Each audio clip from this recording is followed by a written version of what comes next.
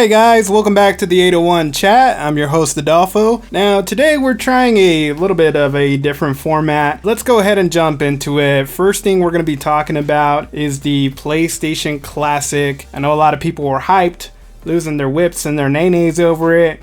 Now some things that it has, it is pre-installed with 20 titles. We're not 100% sure what those titles are going to be. We know that some of the games that they announced is going to be Wild Arms, Tekken 3, Final Fantasy 7.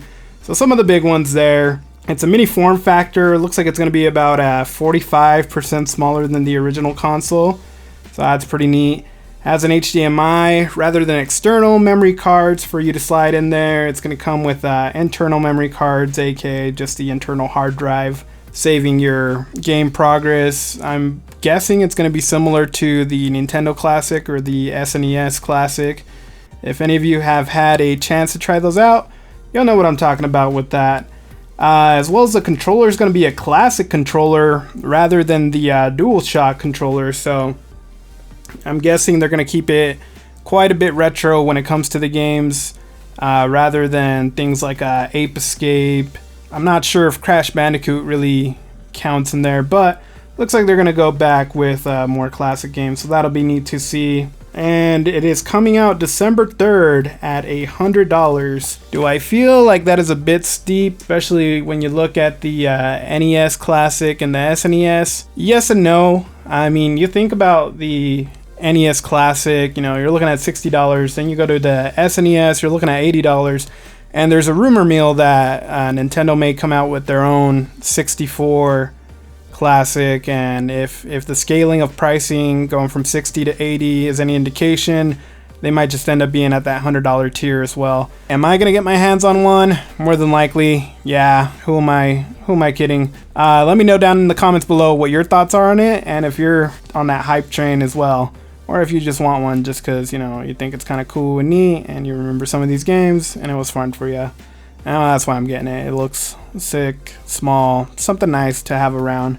But moving on. So we had the CEO of Sony not long ago, Kenichiro Yoshida. Again, I might have slaughtered that, so please don't blame me for that. Not too long ago, I want to say like about 2 weeks from now, he said that the best place for Fortnite is partner with the PS4, meaning that on the crossplay subject, Sony is the best place to play video games, so why would you go anywhere else? Which honestly I thought was the silliest thing, because I don't really think that that's helping your baseline of PlayStation users by limiting their pool of players, and I also don't think that's helping you sell future consoles, because as a player, say that your main game is Fortnite as an example, being one of the biggest crossplay titles out there right now, and you were thinking about getting a console, are you gonna get the PlayStation, who is limiting you to exclusively playing with the PlayStation player base, or are you going to go more for a Xbox or a PC,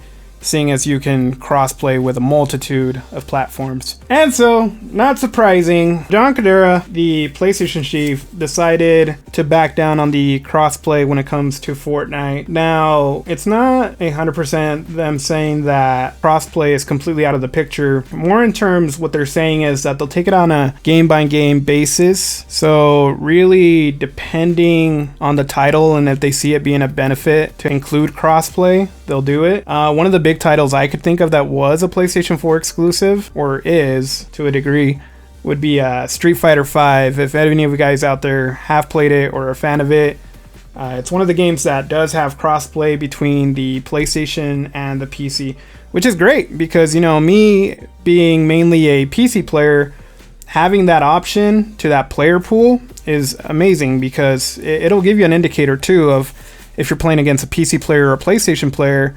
And a lot of the time, the people I'm playing against are on the PlayStation console. So if it wasn't for that crossplay being enabled on that title, my player pool would be extremely small, and it would probably take me forever to find a match. So yeah, I think that's great. Depending on the game, would it be nice to see them doing it crossplay all around, no matter the title? Yes, but do I kind of agree with them on, title by title basis? Yes and no. Double-edged sword there. Now, for any player who decided to make a second account strictly to be able to play with their friends through PlayStation and then making another account for PC or what have you to be able to get around it, looks like Epic Games on November 2nd, they're going to be releasing an account merging feature. So that way you could just merge your accounts into one solo account and you don't have to worry about all your progress or your rewards or what have you paid for, whether it be costumes, items, etc. So, that's pretty great. Definitely let me know in the comments below how you're feeling about crossplay. Do you think going forward more games should be enabled with the crossplay feature? What games would you like to see that have? One of the ones that comes to mind for me would be Rocket League. I really don't see why Rocket League being crossplay with all the consoles and PC and everything is a bad thing. More is better.